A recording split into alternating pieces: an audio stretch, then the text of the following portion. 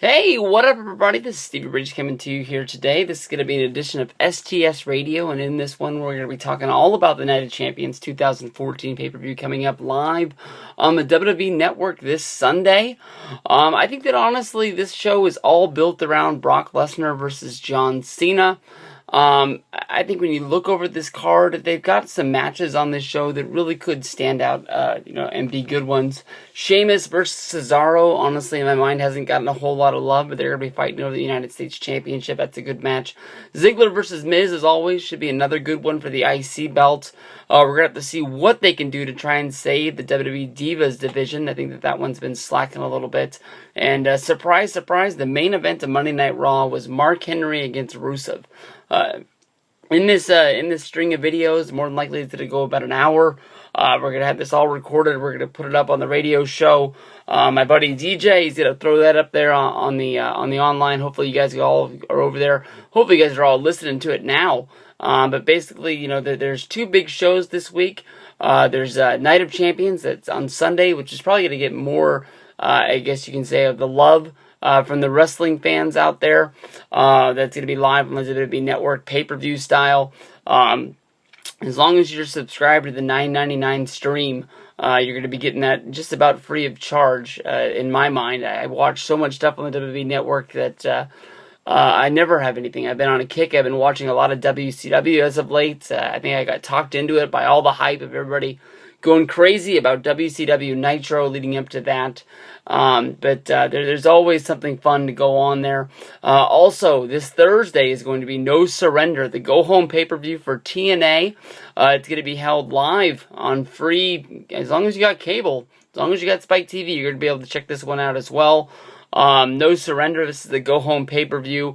Bobby Roode going up against Bobby Lashley for the TNA Championship. Of course, this match was hyped up by the Six Sides of Steel, and hopefully it's going to be a good one from there. But I think most of our attention is going to be pointed in the direction of WWE tonight.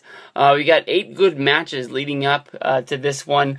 On the pre-show, we're going to be more than likely seeing a match get named to this. I'm not sure, from watching Monday Night Raw, what direction they're going to go in.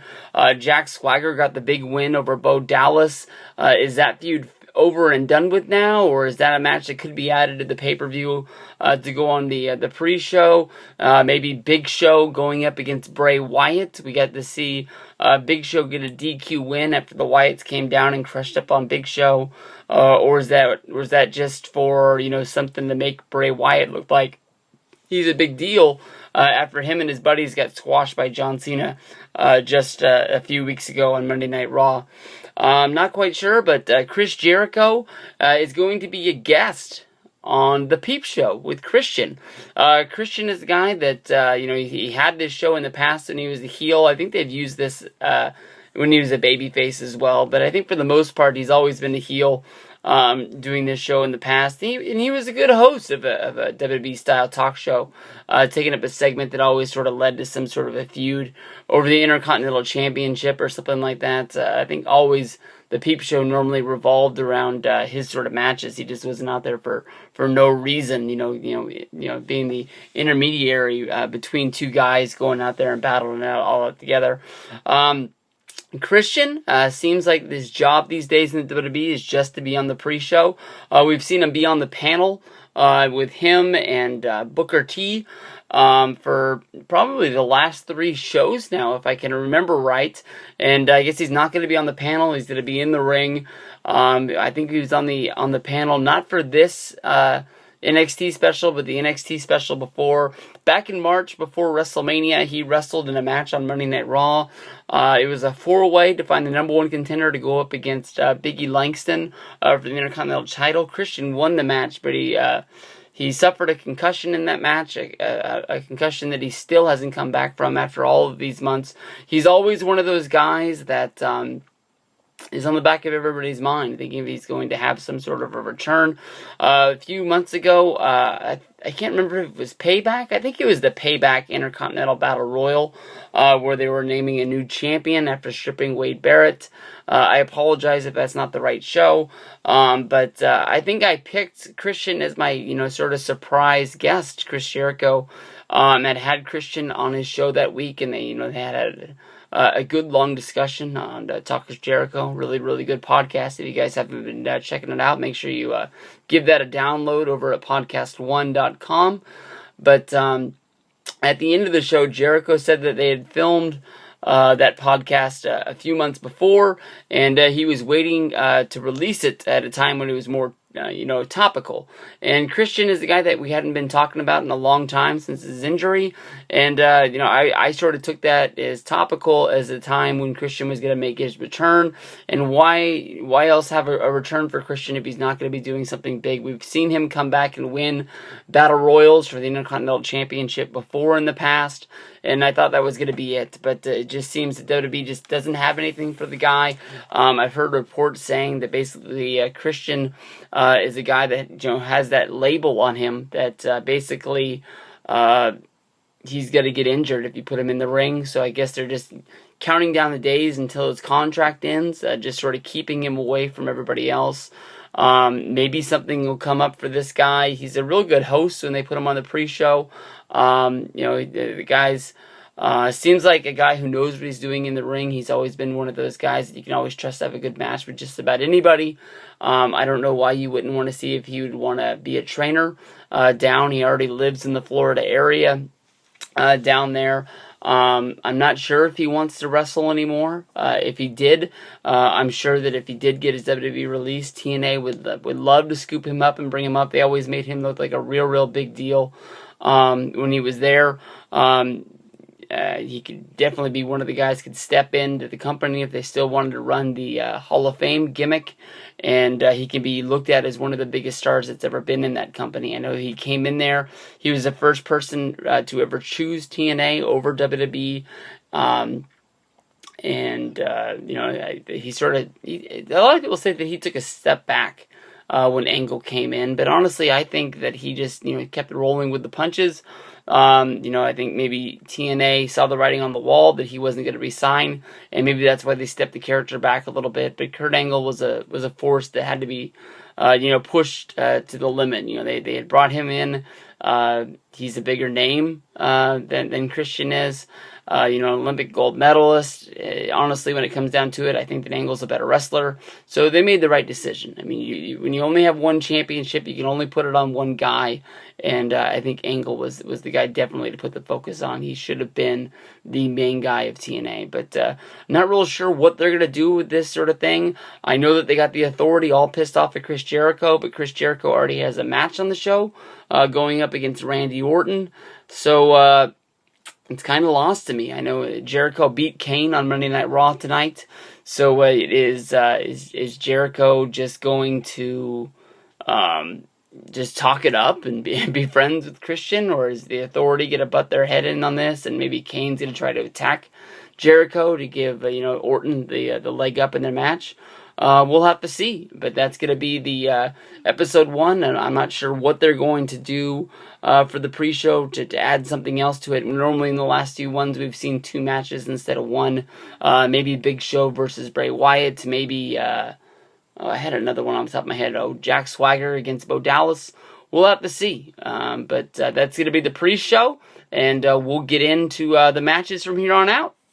We'll start it out with the Divas here. Divas champion Paige is going to be going up against Nikki Bella and AJ Lee in the 3-way for the Divas championship. It's hard for me to say that a match containing Paige and AJ Lee is a match that isn't really being looked at as going to be that great. And I don't think the real reason is because Nikki Bella's been added into the fray. I think if anything, to make this match better, Nikki Bella being added into it might have brought a little bit more of attraction to this match. Honestly, if you really think about it, I thought that AJ and Paige was going to be the savior of the Divas division. So many times we've seen this belt defended in matches just girls you don't want to see wrestle. I mean, Beth Phoenix was a great champion, and off the top of my head, she was the last champion that I really remember holding the Divas title, that I really cared about seeing her matches. The gone are the days of Melina and Mickie James and just other girls that really could go get in the ring and go. For the longest time, WWE has been pushing out, these sort of Barbie doll girls that just can't do it. I mean, like, Maurice was a good wrestler in my mind. Alicia Fox, I really liked watching wrestle. Eve Torres was an awesome wrestler. Even Candice Michelle was somebody that I like seeing wrestle. That honestly, when she first came in, she first started, was garbage, and she just blossomed in by the end of the time of her contract when they let her go. Was, I think, one of the best wrestlers that they had that I liked watching inside of the ring as far as the Divas go. And after seeing all of this, Paige comes along with a whole bunch of hype coming out of NXT. AJ's been, the wrestler that's been there for a while. We finally get to see these girls mixed up, and it's go time. And in my mind, those matches just honestly just haven't delivered. The whole Divas division for this last month since SummerSlam, to me, just really hasn't delivered. I remember making my SummerSlam hype up video, just basically talking about how on fire the Divas division was, and in 1 month they've just killed it with this Bella's feud. It's a feud that they're hyping up, a reality TV show, which I think a lot more people that follow wrestling will watch than like to admit. I really think that Total Divas is a good show. Every time I sit down and watch it, I don't know why I haven't watched episode 1 or episode 2 of season 3. I like to put it off saying that I just didn't have the time to do it, but honestly, I got a lot of time to do a lot of crap, and I just didn't do it. And I love the show, but to me, that if they're going to tell WWE, that they want a Bellas versus Bellas feud, if they want a Funkadactyls feud, to try and bring more interest into the show, they're ruining their own television show, trying to make somebody else's television show better. This is just a feud that they should have seen the writing on the wall and just scrapped this. In my mind, I can remember back to WrestleMania 28 when we saw the Bellas choose different sides of the tag team match, which basically was SmackDown versus Raw, but it wasn't even that. I guess it was just Team Teddy versus Team Laurinaitis. People power. And that was, quickly extinguished after WrestleMania was over. Nobody wanted to see them fight then. I don't think anybody really wants to see them now. After listening to the Bellas, not the Bellas, only Brie was on there, on Talk is Jericho, talking about the reason why they left WWE before coming back for WrestleMania 29 was that they wanted to wrestle. They were sick and tired of basically just being used as models. They came to WWE, they got trained, they really liked what they did, but just WWE kept sticking them as, the girls that would help the guest hosts of Monday Night Raw. So many times you would see them, walk the guest host to the ring, and then they would just disappear. They were never used in angles. They were never used in matches. The closest we ever saw it was when they were going to fight Gail Kim over Daniel Bryan, and really that was just about it. They said they left just to show WWE, what they were missing. The phone call came that they wanted them to come in. They wanted them to be in a series of matches with the Funkadactyls in order to get them over. They wanted to kickstart off the Total Divas show, and they thought that they were girls that really could get viewership onto the product. But the whole thing with them, fighting with Jerry Springer and the brother JJ coming out, and I don't know, this is just garbage. It just honestly is.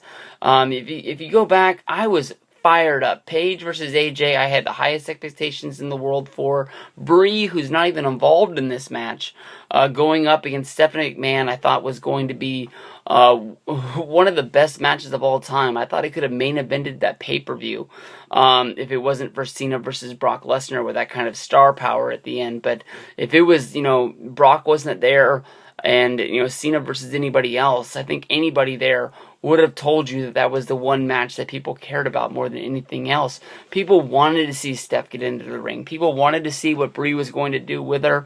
I don't think you can spend as much time and be married to Daniel Bryan without learning a thing or two about rolling around inside of the ring. I thought that match was going to be more of a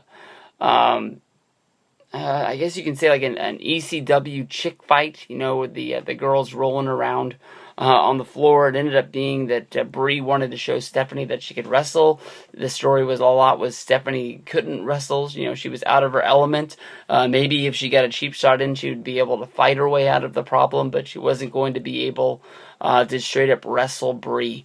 I think that honestly, when you look at what happened on Monday Night Raw tonight, they hyped up the big, tag team match, AJ and Brie going up against Nikki and Paige, and the Bellas started it off in the ring, and as Brie, charged at Nikki to get on this Bella feud, Nikki tagged out of the ring, and Paige just whooped up on Brie, showing that, she had a whole lot more experience. She was giving her headbutts and bear hugs, choking her out, and just basically she got the 1-2-3 as Nikki knocked AJ out of the ring, and she wasn't going to be able to make the save. It just shows you that they're trying to put off any contact between the Bellas. We've seen them roll around in the ring, but as far as in a real match, it's going to come. I'm not sure if it's going to be at Hell in the Cell or if it's going to be later. Definitely I don't want to see if they actually put the Hell in the Cell down for the Bellas feud. Good God, if John Cena has any push inside that company, I hope that they do it. I think that would rank up right there with the Kennel from Hell match, with the Big Boss Man going up against Al Snow back in the day. Definitely that would be something that is exciting. Honestly, I think definitely in this match, I think that there will be no finish. More than likely Paige will walk out. If anything, maybe AJ picks up the win. I don't think it's going to happen. But at one point, I think that Nikki is going to have the match in her hands. Brie is going to come down if she gets disqualified and the match is thrown out, or if she just makes sure that her sister doesn't get the win. I think that's the story where they're pushing it from there. Will they do, AJ versus Paige on a fourth straight pay-per-view? I hope. I mean, I have faith in this match, but I'm not sure where they would go from here. Maybe they would go to just a fatal four-way at the Hell in the Cell with all four girls actually getting invited to be in the match. But Stephanie set this up. This is Stephanie's problem. I think that Stephanie definitely could get involved in this match. I think that she's sort of old news to the Divas division. She put it out there on Instagram that her match with at SummerSlam was a character. And, she's still going to continue on her character, but I think that was basically saying that her wrestling days are done. She did the job that she set out to do to show her kids that she used to be able to get in the ring, and that was something that she does. It's not just something that their father, Triple H, does, but she's able to do it as well. Maybe there'll come a day when she, gets a storyline where it means she can get in the ring. It will be definitely used sparingly, but definitely, Stephanie in her pantsuit, she can get involved in this match as well. Is she that grateful to Nikki that she would give her the Divas Championship? I have seen a few videos of people saying that they think that could happen. I like to say that I hope that it won't, but you never know. This is the WWE, people. Oh, this is going to be a good one right here. This is going to be a good one. This is going to be one of those hard-hitting, action-packed matches right out of the 1980s style of wrestling that I love. I loved seeing two big, huge lumberjack men just getting in the ring and just pounding on each other. It is the best. I just love seeing the guy hit each other as hard as he can and the other guy just return right back. And definitely that's the kind of match that we're going to get here at Night of Champions. It's going to be Cesaro, United States Champion. I apologize. It's going to be Sheamus, United States Champion, going up against Cesaro. And these guys are two guys. I know that, Cesaro has the receding hairline and Sheamus has the Guile-style red hair up top. But honestly, these two guys are two guys that I link together. They're basically the same style of fighter. They go out there. I think of like that ECW sort of gimmick that they ran at the end, where it was like the Knights of the Round Table. It was Ezekiel Jackson and it was Vladimir Kozlov, and they would just beat the crap out of people. And like if you picked up a guy and hit the pile driver, he would pick him up and he did a pile driver. Awesome. Also, it was just whatever you can do, I can do better. And this is a rivalry that's been set in stone for a long time. We've seen these guys battle on Raw and main events. I think this is their first pay-per-view match, but this is the match that was probably one of the first matches booked. It goes all the way back to the end of August, where Cesaro beat Rob Van Dam to become the #1 contender to go up against Sheamus at the Night of Champions.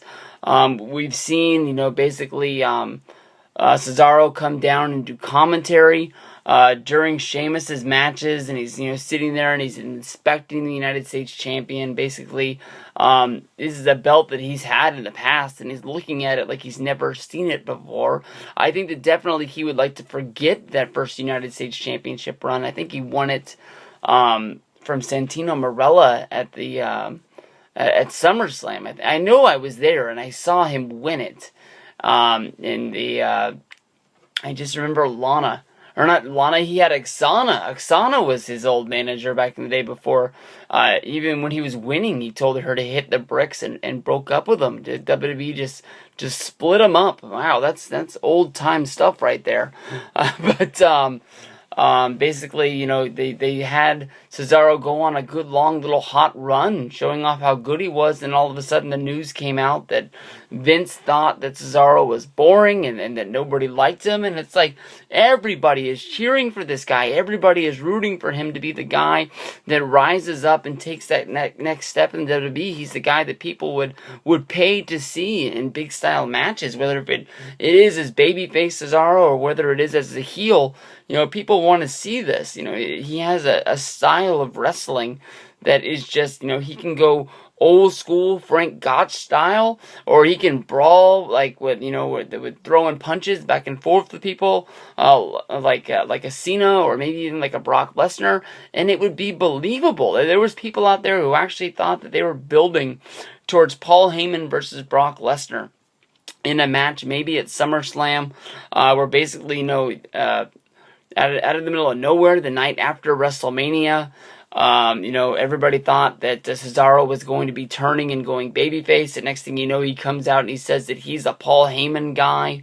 And we go through a good long little run of him, being there with Paul Heyman. And it's always Paul Heyman's talking about Brock Lesnar. And people were thinking that basically Cesaro's going to get fed up. He's going to quit. And he's going to want to beat Brock Lesnar to show Paul Heyman that, he missed out on having the next big superstar of the WWE.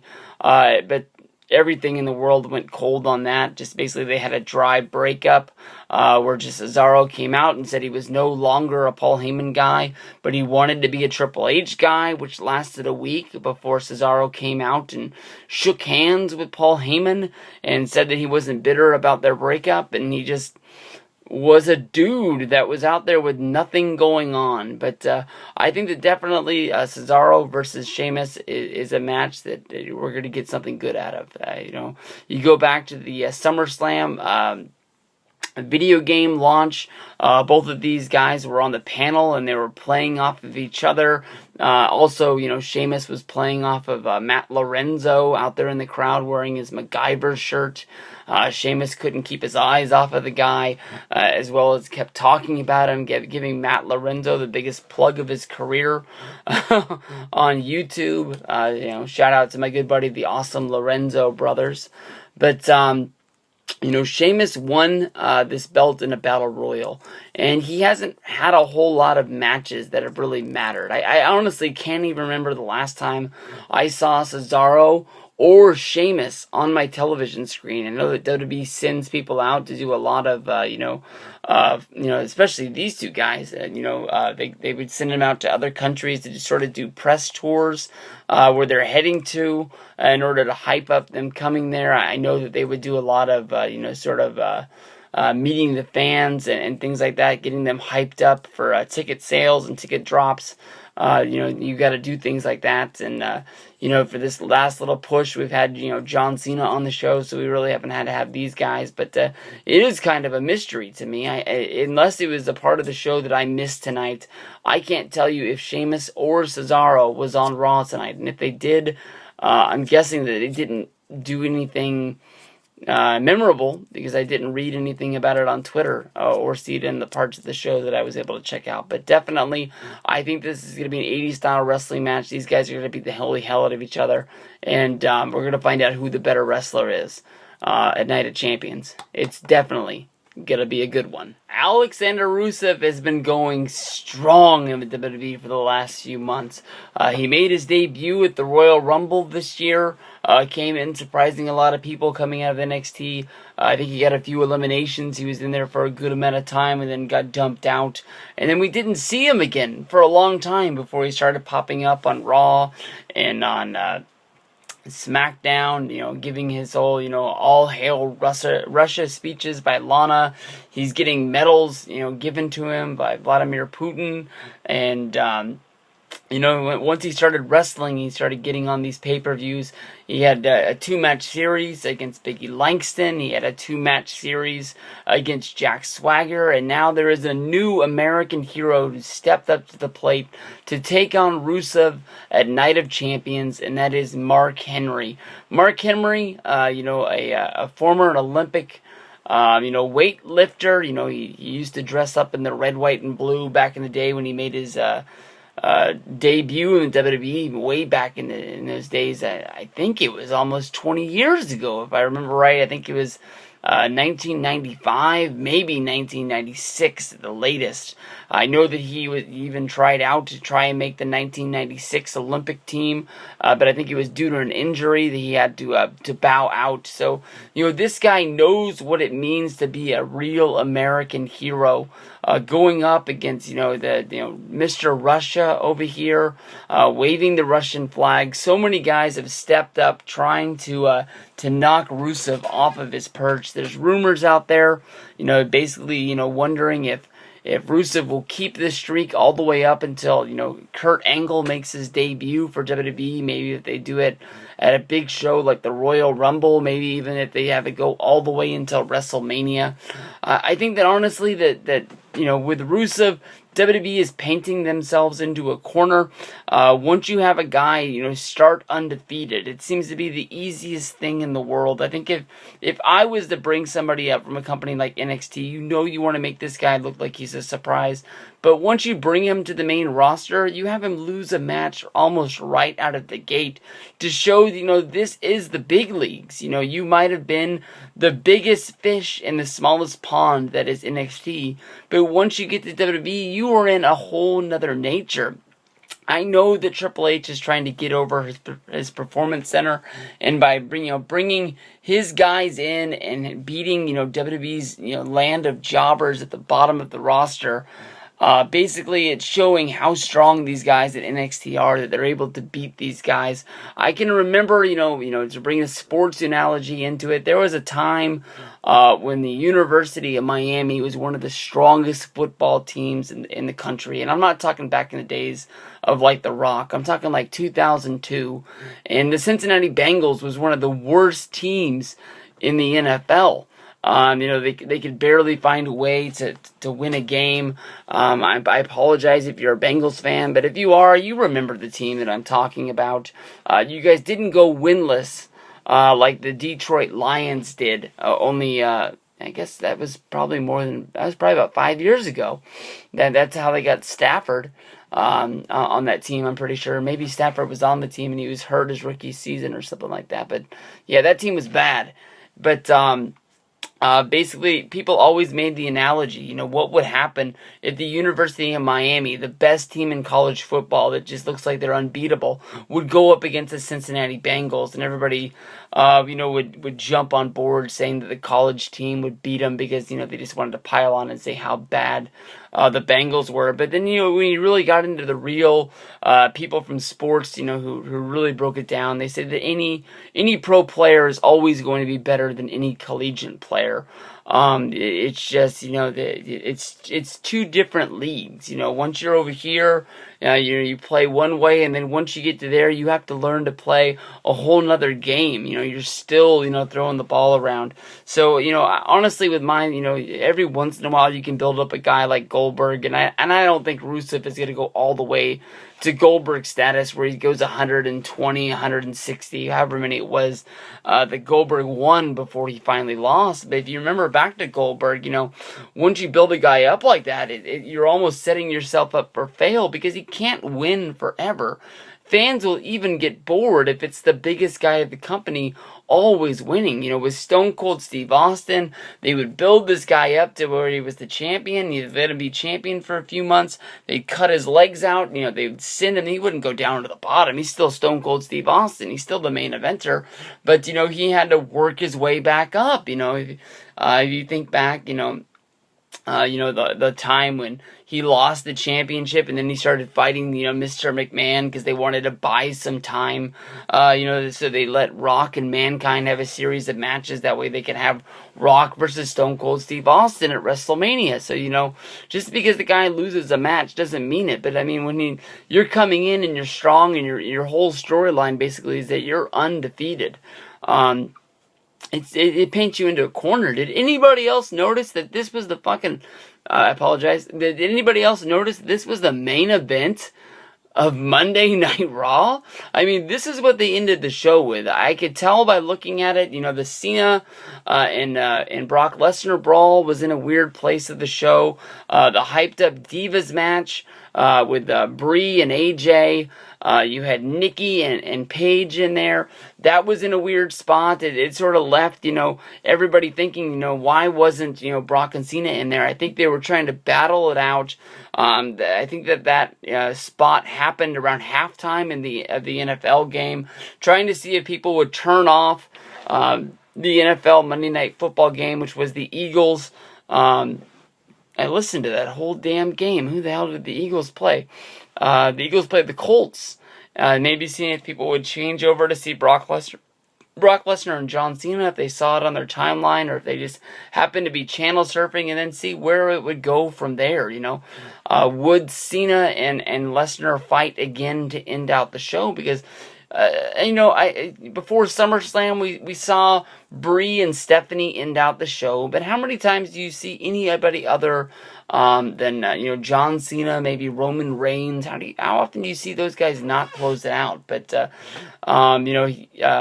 I don't know what they called this. If it was a pep rally or if it seemed like some sort of a celebration for Mark Henry coming out there. Everything's looking all red, white, and blue. He's getting motivational speakers from other. I guess you could say other Olympic heroes from back in the day, telling Mark you can do it, win one for Team USA. But honestly, in my mind, there's no chance in hell for Mark Henry. Mark Henry's not going to win this match. He's going to make Rusev look awfully nice.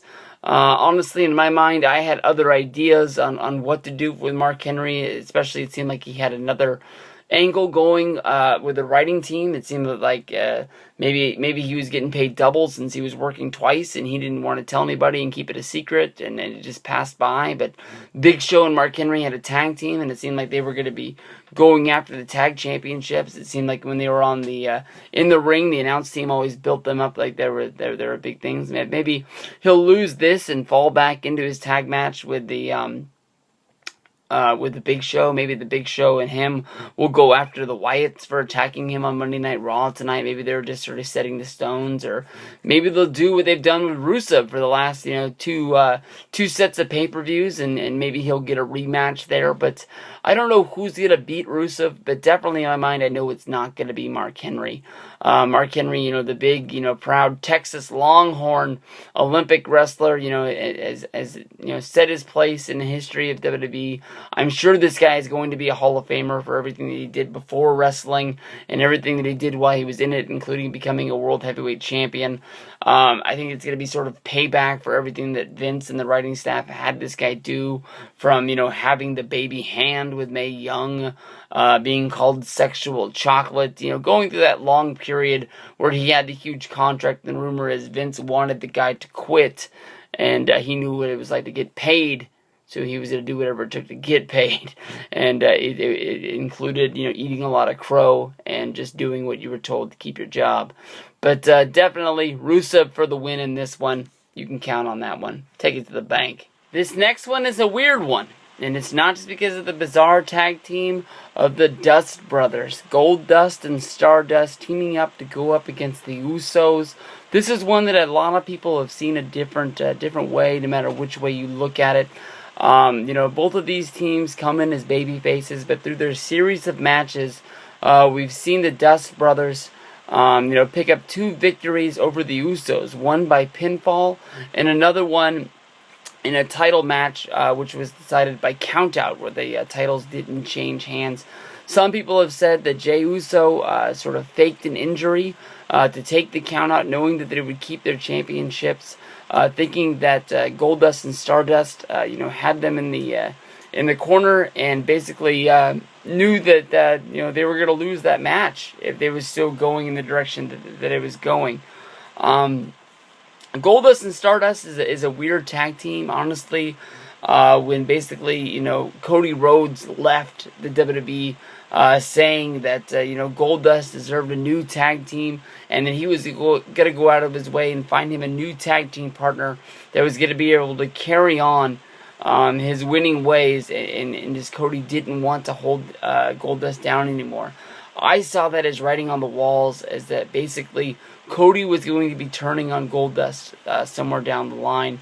I know that this is a match that they've been looking for since WrestleMania 27. 3 years, Goldust and Cody Rhodes have been sort of, debating back and forth with Vince McMahon, trying and pleading to try to get the brothers a match at WrestleMania, knowing that, they could go out there and sort of have some family magic, have a Rhodes WrestleMania moment, I guess you can say. Going back to the WrestleMania podcast that was hosted by Renee Young, 30 years of WrestleMania, a great show that was on there. Definitely one of my favorite podcasts that would come on every week. I'm hoping that it will make its return next year.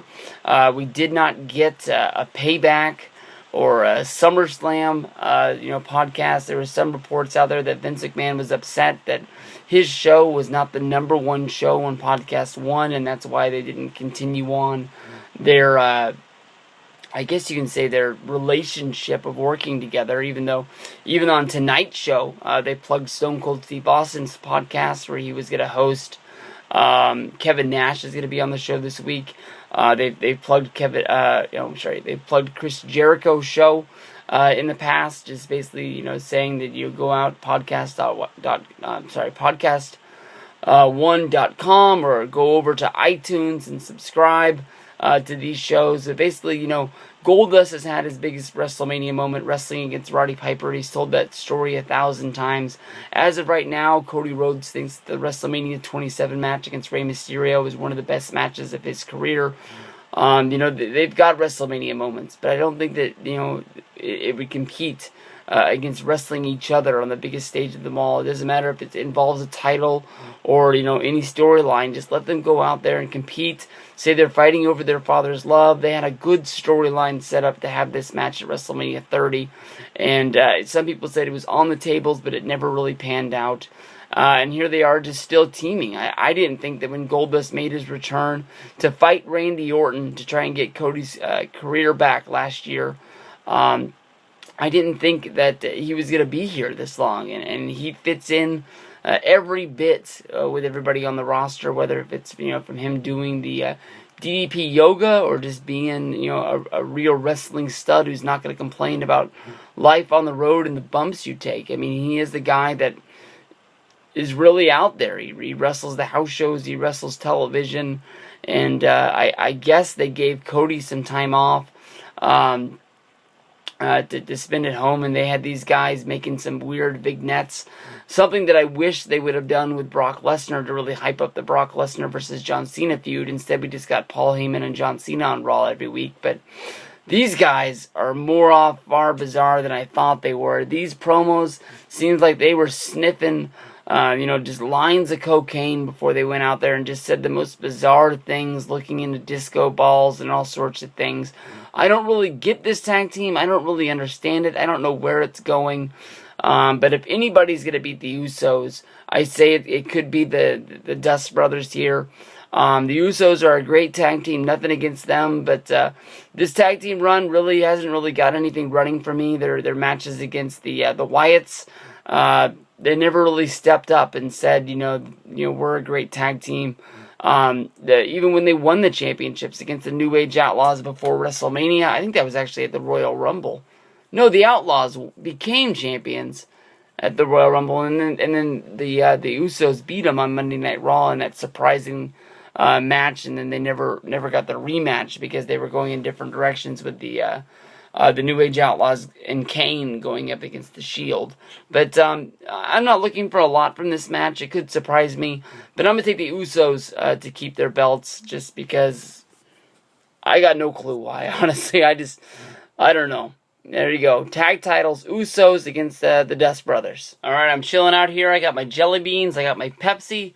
We're going to be able to pull this through. We're on the home stretch. Next match is going to be the Intercontinental Championship match. Dolph Ziggler going up against The Miz.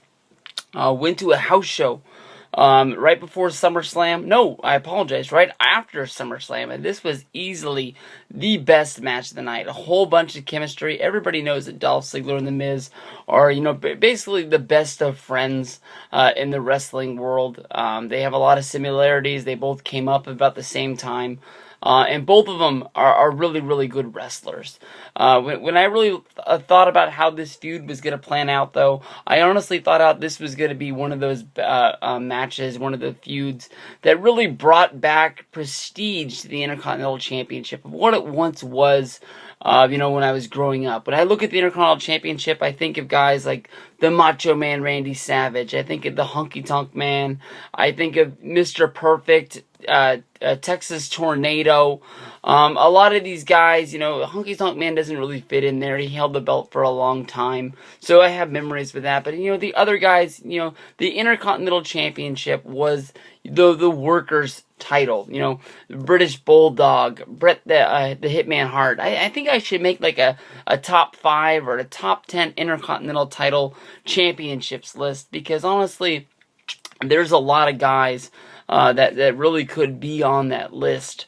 And I think that would be a fun video to make, trying to rank each guy and see where they fit in. But I thought that this feud really was going to be able to do it. If you go back to that Payback Battle Royal that we talked about a few minutes ago, basically, it came down to Dolph Ziggler winning the Intercontinental Championship. We all thought before The Miz, who basically was taking a vacation during the match. He slipped out. He didn't go over the top rope and played possum at ringside down on the mat. Basically, the referees never bugged him. They noticed that he never went over the top. And at the end, before the Ziggler music happened, as he was posing for the cameras, much like British the Bulldog, Davey Boy Smith, The Miz ran in like Shawn Michaels did and, knocked Dolph Ziggler over the top. He thought he was the Intercontinental Champion. He had nothing. He came back. He built his way all the way up to SummerSlam. And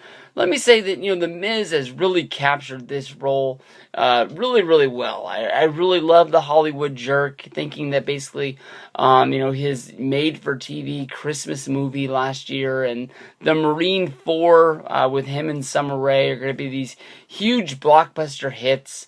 I have the Marine 3 sitting over there on my shelf as debut to cinema, and I've never even popped it in. I've come close once, and it never happened. Marine 4, we'll have to see how that works out. Like I said, I didn't even see the Christmas movie last year, and I love Christmas movies. The only thing I remember about it was basically him having to tell Maurice that he was going to have to kiss some girl in this movie, and then Maurice, basically giving it her seal of approval, saying that that's not a kiss, this is a kiss, when interviewing The Miz about the movie release. Ziggler is a great wrestler. I don't have to tell you that. This is a guy that, honestly, if it wasn't for the concussion, who knows how long that World Heavyweight Championship run would have lasted. After WrestleMania 29, where they were going, he came in at the right time, basically, when they were giving up on Alberto Del Rio, and he seemed like something fresh and a direction to run with. You know, Ziggler's the guy that, you know, sells a lot of merch. He's got a lot of fans, even when he was the heel. People love to get behind this guy, and as a babyface, that there should even be even more coming. But I wouldn't be lying if I told you that this feud, to me, going into Night of Champions, hasn't been that great. Honestly, to me, the whole deal of The Miz going out and getting a stand-in, a stunt double, I guess they've been calling him, and Damian Sandow, to me was a little weak. They made fun of it on SmackDown, basically with Dolph Ziggler getting his own stunt double, getting R-Truth, having him come out there. But honestly, to me, I just want to see these guys fight. I want to see these guys wrestle. I want to see the British Bulldog versus Bret the Hitman Hart, and I don't really know if that's too much to ask for. Another, you know, was Mr. Perfect and Texas Tornado, Kerry Von Erich, battle back and forth. That would be like around 1990, 1991-ish, somewhere in there, I believe. But that's the Intercontinental Championship that I really want to see. I know Cody Rhodes, when he had this belt, WrestleMania 28 time before losing it to the Big Show, definitely not then. But around that time, that was the last time this belt has really been legitimate to the WWE. It's almost been like a crowning achievement for, you know, somebody to job out a whole bunch of matches. You know, Biggie Langston, I thought the world of him when he first got the belt.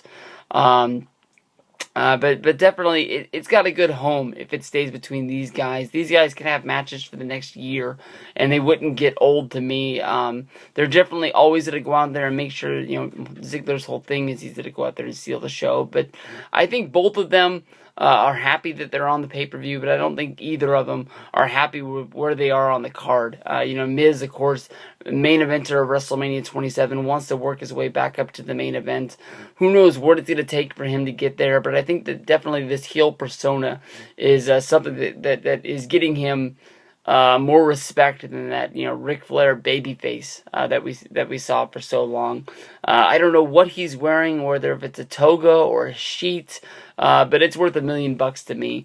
I'm going to pick Ziggler to win this match, and Miz is going to cry after it's all done. But that's my thoughts on the Intercontinental Championship match. But I'm hoping when this is all said and done, we say this: Miz versus Ziggler at Night of Champions 2014 was the match of the night. One of the matches that I'm really looking forward to on the WWE Night of Champions 2014 is the upcoming Chris Jericho versus Randy Orton match.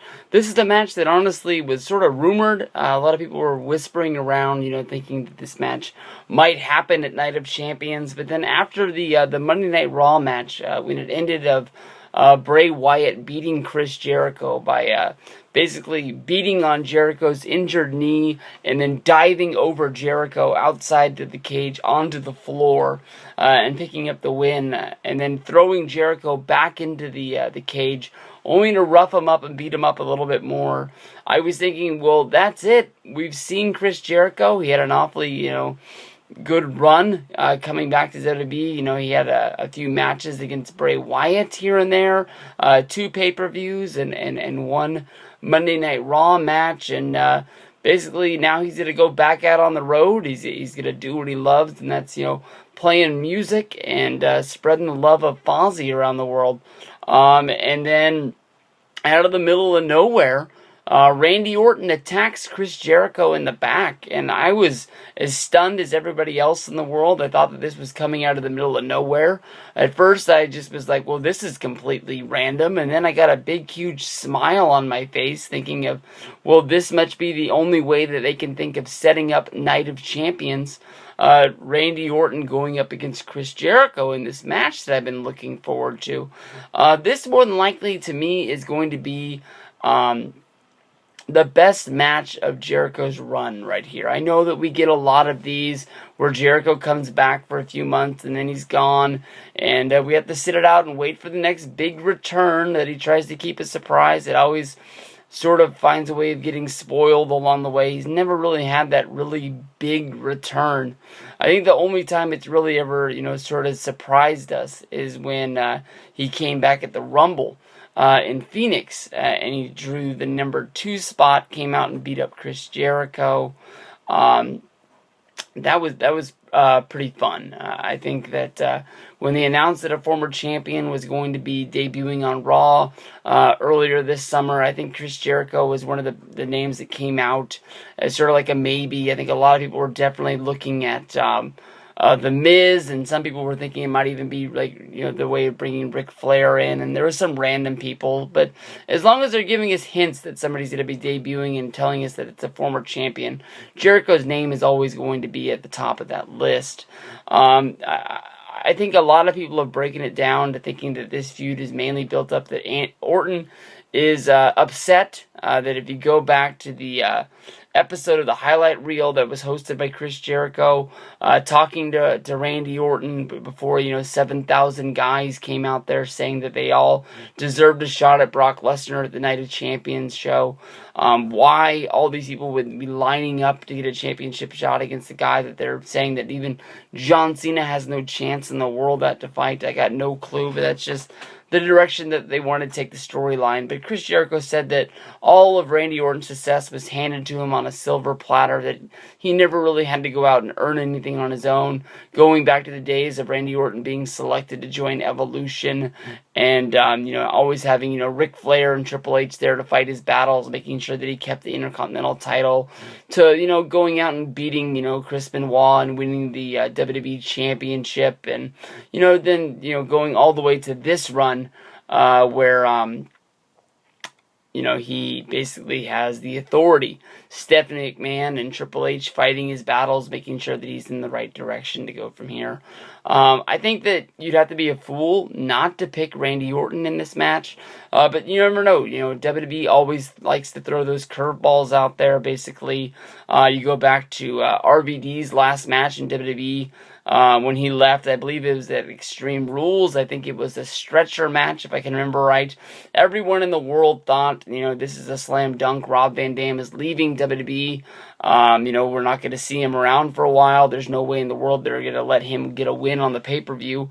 And whoever wrote up the script and got it approved by Vince, basically, they wanted to fool everyone. They didn't want everybody thinking that it was as easy as everybody thought it was to pick these matches, and he wanted to show you that there was a reason why they go out there and have the matches instead of just telling you, this guy won and that was it. Was basically Randy Orton beat, Rob Van Dam throughout the whole match, but at the last minute, Rob Van Dam was able to put Randy on the stretcher and push him over the line, basically before Randy, flipped out. I believe that was one of the times he punted Rob Van Dam in the head, getting the concussion angle over, giving them a storyline for why Rob Van Dam was leaving, just other than saying that his contract had expired and that he was leaving, and then in a few years you'd be able to see him debuting for TNA Impact Wrestling. But honestly, in this match, I'm going to pick Orton. I wish that Jericho would get the win. I think he only got the one win on that one pay-per-view in any match. Well, that match didn't really matter in the long run anyways. It was just Jericho versus Bray. Bray bores me a little bit, so I sort of, punch him in the sack whenever I get the chance. Just not really liking him. Keep hoping that he breaks out, and keep hoping that I get to see what everybody sees in Bray, but he's just not for me as of right now. The next one is going to be a big one. This is the future of the WWE. This is the proving ground of NXT. Two of the biggest guys to come out of there. Roman Reigns, basically the guy that I think a lot of people are thinking that is going to be, your main event of WrestleMania right here. That they've been pushing this guy. Even when they go back to the debut of The Shield, he was the guy that didn't really speak a whole lot because he wasn't that great of a speaker yet. He didn't, work a lot of the matches. He did have the high impact spots. But, they protected him throughout that whole run of never being pinned unless it was the elimination match where he basically fought the whole team all on his own before finally having to give in at the end. But Seth Rollins took a lot of his thunder when he broke up the Shield, the surprise attack. I believe it was the night after Payback, I believe is when it was, when Roman Reigns was hit by a steel chair by Seth Rollins, and then the attack on Dean Ambrose, giving him the curb stomp and leaving it in, basically leaving the Shield and joining the Authority, going on from there and winning the Money in the Bank, and being sort of the Authority's, plan B through all of the John Cena title run, basically, getting him to the point of where he could also be the big future star of the company. Roman Reigns might be the main event of WrestleMania, but Seth Rollins might be the first of the Shield to wear a WWE Championship belt. And that is a real big possibility if John Cena is able to beat Brock Lesnar. The focus of the Authority is to go on Seth Rollins cashing in that Money in the Bank briefcase and going from there into trying to become the champion by beating John Cena. The world was really turned upside down by the Shield. I think a lot of these guys were really loved when they first got there. And then once they finally made their babyface turn, it lasted for about 2 months. And then it was all ended. For a lot of people, it ended too fast once it all came down to it. But these guys are ruthless. As a team, they proved that they would go above and beyond and doing anything it took to win matches, whether if it was triple power bombing the Undertaker or Ryback or anybody else through the announce table. It just didn't matter. There was basically no friends of the Shield. Basically, they would turn on anybody at a moment's time, whether if that was CM Punk or whether if it was Kane, or I guess you could say corporate Kane before WrestleMania, which led to their big WrestleMania match. But definitely these guys are the future building blocks of the company. Both of these guys and Dean Ambrose, wherever he should be. Everyone knows that once his head was smashed in on the cinder blocks at ringside of Monday Night Raw when Seth Rollins and Dean Ambrose had their match, he declined a trip to the hospital and broke out of the arena and has not been seen since, unless you're paying attention to pictures that WWE is tweeting out about him being on his movie set and making a WWE Films movie. I want to say that this match is going to be great, but at the same time, I think this match is a little bit early. I think everybody wanted to see all of the members of the Shield have a match, and it's Roman Reigns versus Seth Rollins' turn. I don't know why Roman Reigns wants a shot at Seth Rollins now. Where was he during the attacks of Seth Rollins on Dean Ambrose? They had a mutual respect for each other. They told each other that they were going to ride together and be tag team partners for life. And then come the next week of Monday Night Raw, they're nowhere to be seen. I don't know if they have a mutual respect, just thinking that they're going to let each other fight each other's battles. And now that Ambrose is out of the picture, Reigns wants his shot at Rollins, or maybe it just the WWE writers didn't know anything else to do, and it was a blessing of Chris Jericho to have one more match against Randy Orton. But to me, I think I rather would have had a longer build-up between Reigns and Rollins. It sort of just seems like a match thrown together. I think a lot of people were hoping for Ambrose to return, maybe even just if it was just for one night to have the match against Rollins. And they could have, built a little bit of a stage to stand on for Reigns and Rollins. This one just sort of seems like it's a WWE Raw main event. I know that last week on Monday Night Raw, there was the attack of Roman Reigns by Seth Rollins, throwing him into the steel cage and attacking him as him, Randy Orton, and Kane, bellied with laughter, standing on top of them and just looking down on what they have done. I wouldn't be surprised if WWE has the cinder block gimmick out there again. Basically, they tried to take Roman Reigns out the same way that they did Dean Ambrose, only for him to defend himself and fight back and throw one of the cinder blocks at Seth Rollins' head, where he was able to get out of there at the last minute before it crumpled over the ring post. only for Triple H to step in and said that maybe they should be looking at some sort of legal action against Roman Reigns. Maybe he might have been a suspension by, tossing those cinder blocks around with the chance of hurting, other WWE superstars or even the fans that were sitting at ringside. But I don't know. The 3-on-1 attack inside the steel cage, was that enough to get you to care about this match? I know that it's going to be good. I believe in Seth Rollins. I believe in Roman Reigns. I believe in the Shield. Give it to me. Yeah, put it in there. But I'm not 100% sure about this match. Definitely, in my mind, I'm going to be picking Seth Rollins to get the win here.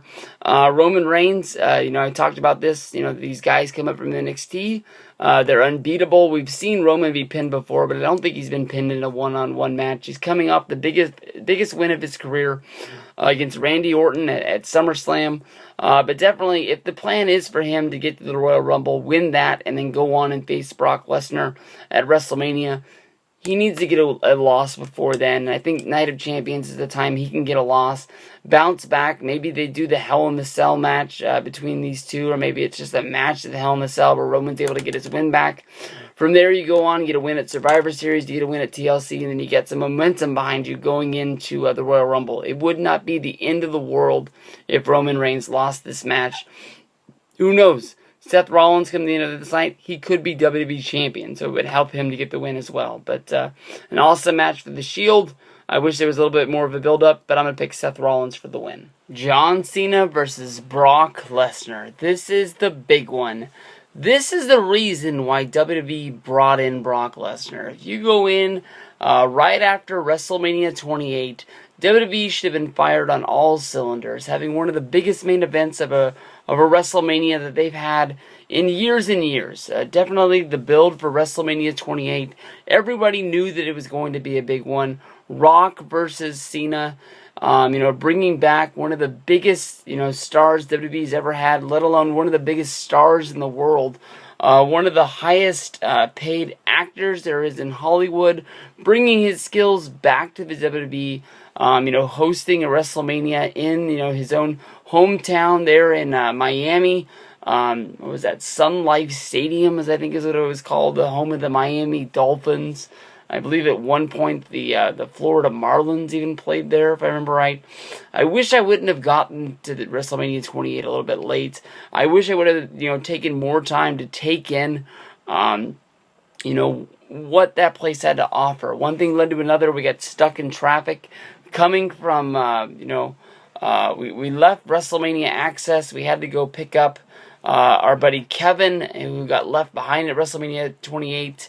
As access, and then we had to head all the way out to Fort Lauderdale, and we had to get there, and basically we had to park the car in the farthest parking lot away from the arena. Then we ran in. I didn't even get to see, the sort of the columns that snake around the side.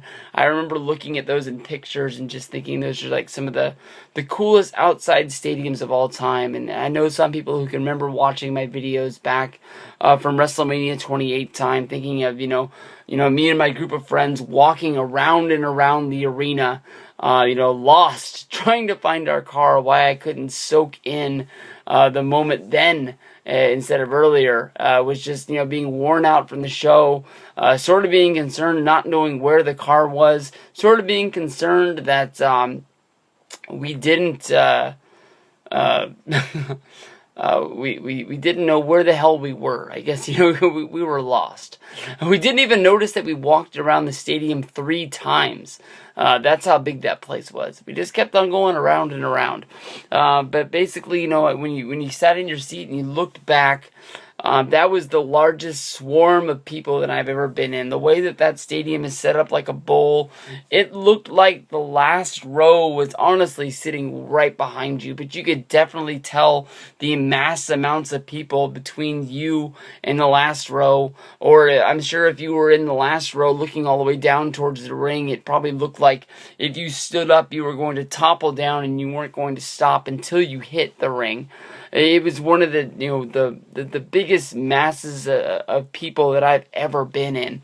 We go from there over to Monday Night Raw, and Brock Lesnar debuts on the scene, walks right down to the ring, and gives John Cena and F5. The F5 heard round the world would set up their big brawl on Monday Night Raw the next week, which set up their Extreme Rules match at Extreme Rules pay-per-view that year. I guess that would be 2012. And from there, Brock Lesnar had peaked until he came to WrestleMania 30 2 years later, beats The Undertaker in the middle of nowhere, becomes the 1-21. And all of a sudden, all is erased. Everything from the losses to Triple H, the loss to John Cena. No one really remembers. I never had a chance to go back and watch that CM Punk match, but I've heard from some people that match is really, really good. But to me, I just hadn't seen what Brock Lesnar had to offer, but Brock shows up this year at SummerSlam, coming off the big win at WrestleMania. He goes 20 minutes with John Cena, just honestly dominating him. Hits him with an F5 seconds into the match. He hits him with 16 German suplexes. He hits him with another F5 to make 2 of them. And pins John Cena right there in the middle of the ring. There wasn't any Hulk Hogan type of finish where basically Cena had his foot up on the ropes or Cena kicked out at the 3.1 mark. It just was Cena got beat. And it wasn't even that he got beat, he got whooped. And basically, they go to the next night at Monday Night Raw, and Cena's selling his injuries. He's not there, and everybody's wondering what's going to happen, or what is going to happen when Monday Night Raw comes around next week. Is Cena going to quit wrestling? Is Cena going to walk away and lick his wounds and just say that he's too beat up and he can't beat Brock right now, and he needs to go out to the woodshed and think up his next plan about what he's going to do. But, Triple H shows up on Main Event, which is the Tuesday show if you don't watch it on the WWE Network, and just says that John Cena is asked to, to use his rematch clause, and they're going to just say the rematch is going to happen at Night of Champions. Brock Lesnar versus John Cena for the second time, or I guess you could say the 4th time if you count the Extreme Rules match, or if you count the Payback? No, not Payback. What the hell did they used to call those? Backlash. I believe it was Backlash after WrestleMania 19. I think Cena's the guy who got the first title shot up against it. You can definitely check that out on the network if you haven't seen it. It's definitely weird. Brock Lesnar is the babyface. John Cena is the heel. But it's definitely a match played out the same way, where Cena won't quit his fight. He's still the same character that he is now than he is then, other than he doesn't rap his promos anymore. And you almost feel sorry for him during the match because he gets his ass kicked so bad. But Cena, to me, honestly, the announcers, I don't know if it's been said that the announcers are being told what to say because of the authority, or, if it's just what they honestly believe. But, they've brought, wrestlers, not even just wrestlers, they've brought, legends. Hulk Hogan said that he thought Cena could do it, but right there in the center of the ring, right to his face, Ric Flair and Shawn Michaels told John Cena, you don't have what it takes to beat this man. Just, that's it. You're a great superstar. You're a legend. You're a future Hall of Famer. You're a 15-time champion, whatever it is. But you're not going to beat this guy. And I don't know who WWE thinks is going to beat Brock if it's not going to be him. Some people have said that, his next set of matches are going to be against the Big Show. Don't make me laugh. There's nobody in the world that wants to see Brock Lesnar versus the Big Show. They already wasted Big Show's return, putting him in a tag match with Mark Henry, teaming him up. Big Show's big goal in life was to become tag team champion once again, thinking that was going to be a big deal to add to his whole thing. There's not anybody out there except for some little kid cheering in his seat, just happy to be in a Monday Night Raw, that is excited about any Brock Lesnar match against the Big Show. I mean, there's only a few guys in WWE's roster that they can have a believable match against Brock, unless they really pull out some wild card. I know that, there was that joke of a Hulk Hogan versus Brock Lesnar match with that TMZ got started. We've already seen the Cena match.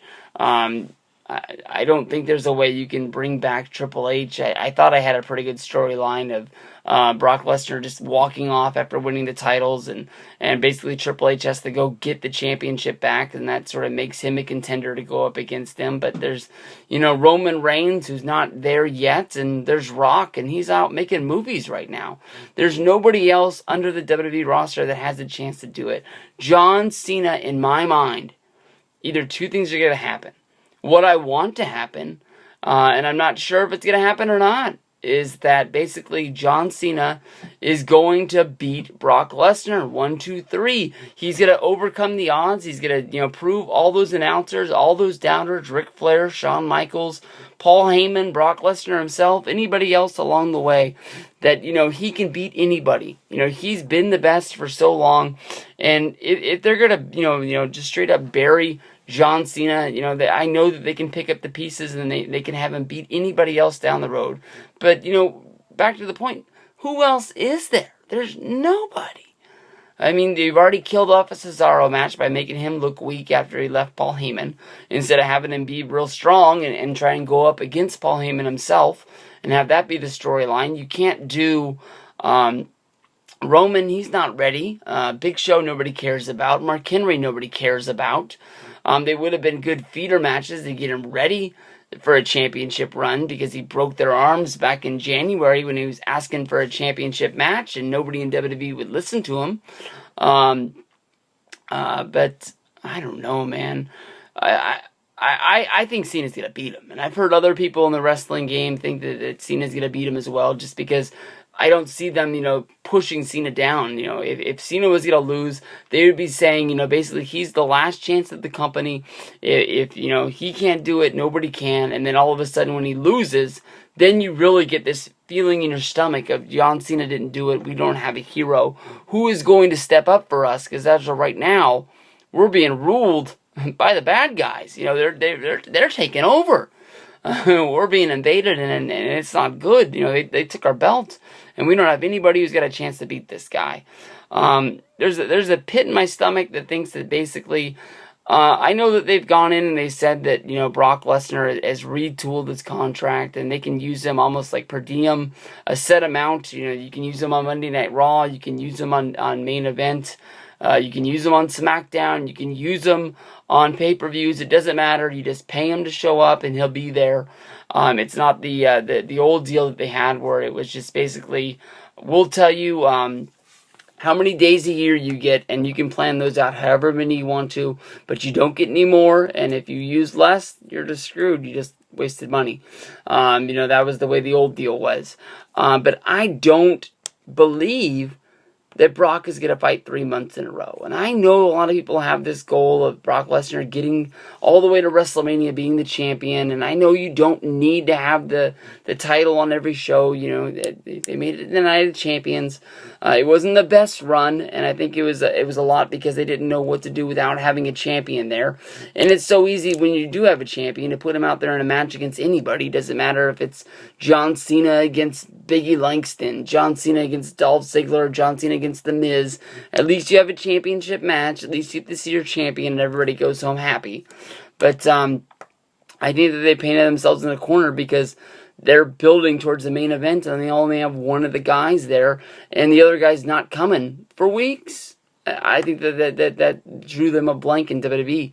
A side story to this is that at the pit of my stomach, I don't think Brock's going to work Hell in a Cell. So I could see a guy like Bray Wyatt. Bray Wyatt is the guy that John Cena a few weeks ago destroyed him and his brothers on Monday Night Raw. It was a 6-man match, but it might as well have been 3-on-1. And Cena beat him up, left him laying there in the ring. And then we come to this week of Monday Night Raw, and the Wyatt family takes out the Big Show. And I don't think they're leading towards, Bray Wyatt versus the Big Show as a pre-show match for Night of Champions. I think that was mostly to make the Wyatts look strong, to where Bray Wyatt can run out during this match, whether if Cena hasn't won or if Cena doesn't have it won at all, and attack John Cena, setting up the Hell in a Cell match, finishing off their WrestleMania feud. Bray Wyatt versus John Cena. This is something that I don't want to see, but it is definitely something that I could see happening. I would not be surprised if that is what is going to happen. That's definitely going to leave everybody with a big, sad face.